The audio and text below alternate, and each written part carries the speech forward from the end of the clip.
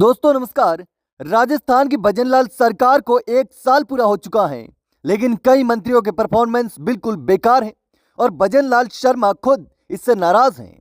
और अब सरकार में मंत्रिमंडल में बड़ा उलटफेर हो सकता है और कई मंत्री अब वापस घर बैठ सकते हैं, जिनकी कुर्सी छीनी जा सकती है और नए विधायकों को और जो विधायक अच्छा काम कर रहे हैं उनको ये कुर्सी दी जाएगी।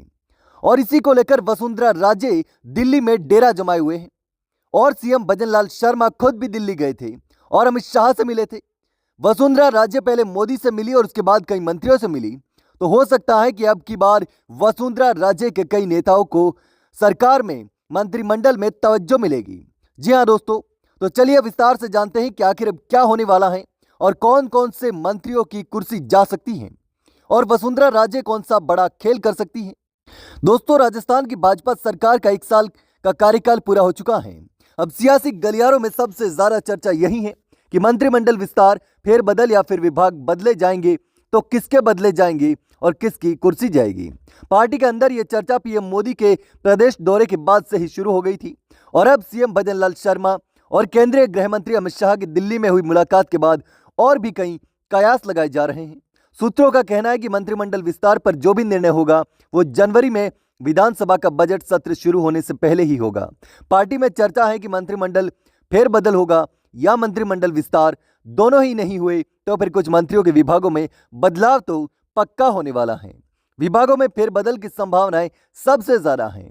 भजनलाल शर्मा कुछ मंत्रियों से नाराज हैं और उसकी शिकायत भी उन्होंने दिल्ली में आलाकमान से की है। दोस्तों, 1 साल के कम समय में मंत्रियों के कामकाज का आकलन कर उन्हें हटाना तो ठीक नहीं होगा, ऐसा सरकार का मानना है। लेकिन ऐसे में उनके विभागों के कामकाज की समीक्षा की संभावनाएं सबसे ज्यादा है। बताया जा रहा है कि सीएम ने 4 से 5 मंत्रियों के कामकाज को लेकर नाराजगी जाहिर की थी। इसकी जानकारी उन्होंने दिल्ली में बैठे नेताओं को भी दे दी है।